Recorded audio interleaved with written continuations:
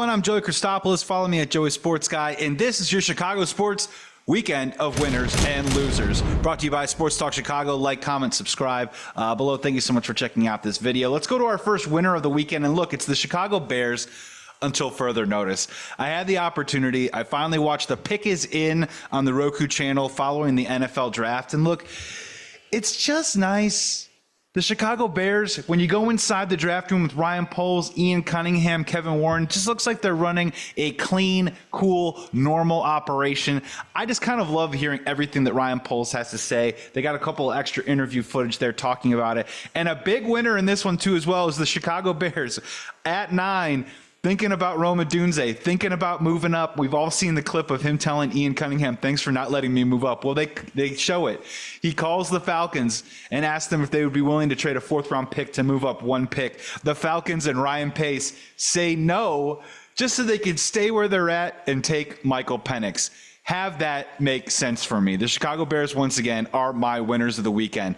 Another big winner of the weekend, let's go to Shota Imanaga. Look, Chicago Cubs had a tough weekend. I'm not going to get into them today because they're honestly pissing me off. But Shota Imanaga, again, after a couple of bumpy starts, after them kind of skipping him and giving him 10 days off of rest, I think he's rebounded nicely. This dude is your Chicago Cubs all-star this season. He's going to get, at this point, if he continues on this pace, Cy Young votes. I just really love it every single time he's on the mound. The dude is a gamer. He loves the home crowd. Shota Imanaga is one of my big winners of the weekend. Let's move on over to our losers. Loser number 1. Look, this is tough to say. He's one of my favorite players to ever wear a White Sox uniform. Biggest loser is Jose Abreu.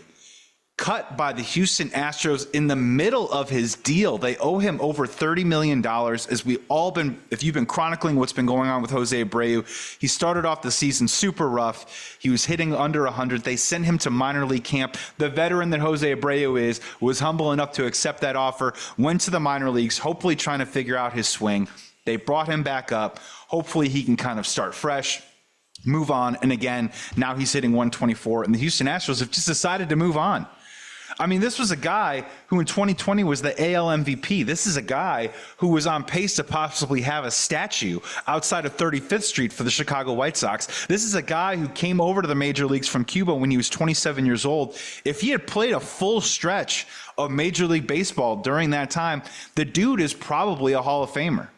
He's got over 230 home runs. He's got almost 1,000 RBIs in his career. And just to see him go out like this is really tough. And the way I'm saying it is, does he go out like this? I don't really know the answer. If you're a team like the Chicago Cubs, sure, I'd love to run into the backyard and try and catch some lightning in a bottle with a guy like Jose Abreu.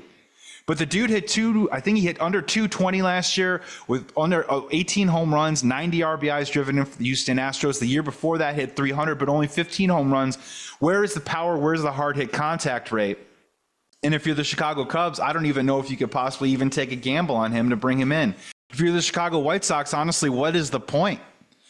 Would he sell tickets? And if he does sell tickets, what are you coming in to watch? A guy that's going to hit 124 or maybe even a little bit better? It's a sad end. I do hope that he hooks on with some kind of contender, can maybe be a bench piece for somebody, help out somewhere down the stretch. But right now, Jose Abreu, he's kind of cruising towards his career possibly being over in the major leagues, and what a great career it was. It just sucks it's going out that way. Another big loser, I'm going to go with the Chicago Sky. I'm taping this here on a Sunday night. The Chicago Sky lost again to the Indiana Fever. They're now 4-9 on the season, and they've lost both games to the Fever in the last 3 weeks. And look, I understand that it's a young team outside of, I think, like Diamond DeShields. A couple other players, other girls on the team are younger than 27 years old. So there's a lot to work. You're trying to work in 2 rookies like Angel Reese and Cardoso. So I totally get it. I totally understand it. But here's my gripe, and this is why the Chicago Sky are losers this weekend. Look, there are a lot of positives, and I know this is really, really divisive, so I want to be really careful about it, but I'm just trying to keep it on the court and just trying to keep where my fandom, where my interests are rooted in as a Chicago sports fan when I want to talk about Angel Reese. Let's go to the positives. Look, 6 straight double-doubles. All right, as a rookie, she is a tough, solid player. You watch her, you could definitely tell that she's going to be a major piece on a possible championship team moving forward. Perhaps someone that could become the heart and soul, the beating heart of a championship team, hopefully in Chicago. But look, 6 straight double-doubles. In 4 of those games, she shot under 30%. And look, don't think of this as me trying to defend Caitlin Clark, because you know what? I'll be honest with you. I don't give a shit about Caitlin Clark. She's not on the Chicago Sky, all right? I care about players that are going to be on the Chicago Sky winning games as my fandom continues to grow as it has over the last couple of years, all the way back to the Vandersloot days, all the way back to the Parker days when they won that championship. That's when it really started for me. The problem is I just find it not fun to always see Angel Reese continue to point the finger at somebody else. I am a Chicago sports fan who enjoys accountability. Now, look, she's a tough basketball player. Some might even say between her and Kennedy Carter, there's a little bit of that Bill Laimbeer style going on, which, to be frank with you, I'm not really into that. When I was growing up, I rooted fiercely against the bad boy Pistons because of some of that cheap shot style nature of the game. Now, look. Here's also what I will say. I love Joakim Noah. And Angel Reese, I think, can become the Joakim Noah of Chicago women's basketball at some point. But also go back and remember, before Joakim Noah became a fan favorite, before he was doing the guns and making funny quotes about hating Cleveland, in his rookie season, they had to suspend his ass. They had to sit him down. Because there was an immaturity factor, and there was something about the way that he wasn't able to control his passion and his emotions in the moment, and they had to sit him down. And I think Joakim Noah had to learn some hard basketball lessons before he became the gamer, the pro, the leader, the winner, the point guard at one point of some very successful Chicago Bulls teams. And this is the one that really pissed me off. And I'm guaranteeing you, as you're watching this right now, they're probably talking about it on First Take and everyone's taking a side. But again, Angel Reese, flagrant foul against Caitlin Clark yesterday.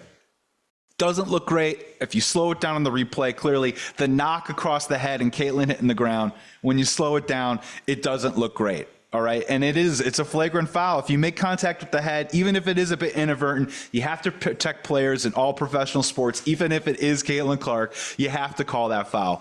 So how does Angel Reese respond to this? Quote, "I guess some people got a special whistle."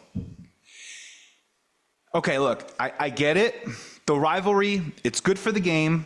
And there's a great opportunity for some fantastic now professional athletes and college athletes in the women's game to make a name for themselves, make a ton of money, and bring up their game to a completely different level in the coming years. So I get the rivalry, bad blood, bad press is good press. I get it. I get the Caitlin rivalry. But again, I don't give a shit about Caitlin Clark. I care more about that kind of reaction to that kind of play. Go back and watch that replay again. I guess some people got a special whistle. You know what I want as a Chicago sports fan, Angel Reese? I want you to block the shot. When you go up like that, I want you to block Caitlin Clark's layup and then do whatever you want after the play, right? Get into her chest, make it awesome, but let her know that when she drives the lane that Angel Reese, you are going to be there and you are going to block it. You're not just going to Bill Laimbeer, knock her ass to the ground, and then bitch to the officials that you got a flagrant foul called on you. I just don't understand it. Never apologize for playing tough, but do me a big favor. Do not pretend like you didn't foul her in that situation. I want to root for this team. I want to love this team. But I think in any professional sports, it's a turnoff for me when you start pointing the finger at other people. Just be accountable. It was a hard foul. I was trying to block the shot. I hit her head. That's part of the game. I get it. I need to be better. Just block the shot, Angel Reese. That's all I'm saying. And hopefully also, again, they're 4-9 too as well. So let's also sort of take that into some context here, and hopefully the Chicago Sky can improve by season 10. And then with all these young players, turn into a team that's really worth rooting for in the years to come. My final loser is Dansby Swanson, and only for this, shout out to all the John Zaglul fans out there. If you guys remember, if you guys did, I came onto his show the moment Dansby Swanson signed the deal, and I said it was a bad deal. And again, another loser this weekend is Dansby Swanson. They ran a tweet out before today's game on Sunday that through 207 games as a Chicago Cub, they basically, Jason Hayward and Dansby Swanson have almost identical batting averages and identical on-base percentages. Now, look, I have defended Dansby a little bit in the past here. He did win a Gold Glove, did go an All-Star game. Jason Hayward never drove in 80-plus runs for the Chicago Cubs. But, man, is this looking bad. And at the time, John and I, the moment that it was signed, we were worried that is this another Jason Hayward situation? Another guy that had a bit of an uptick offensive year, great defensive player. The Chicago Cubs give him a ton of money. And I'm on the record that winter, I wanted Trey Turner. And this is the type of stuff that you get. This is what you get, Cubs fans. Everyone out there that wants to defend them, that they're not cheap. Look, you can look to the payroll. You know, they're just underneath the first part of the luxury tax, but it's how you spend your money. They're convincing you that they're spending money on inferior talent because they won't spend the big bucks for the top tier, top heavy end talent. I wanted Trey Turner. I still think he's worth $300 million. Carlos Correa, fine, having a better year than Dansby Swanson. We'll see about that. The medicals suck. But I wanted Trey Turner. If you're the Chicago Cubs, that's what you go off and you go do. They didn't do that. They said, instead, they signed Dansby Swanson for $177 million. And they told you, hey, look, we're spending money, but they're spending it on the third or fourth tier that was available at the time. When are the Chicago Cubs going to go after the top tier?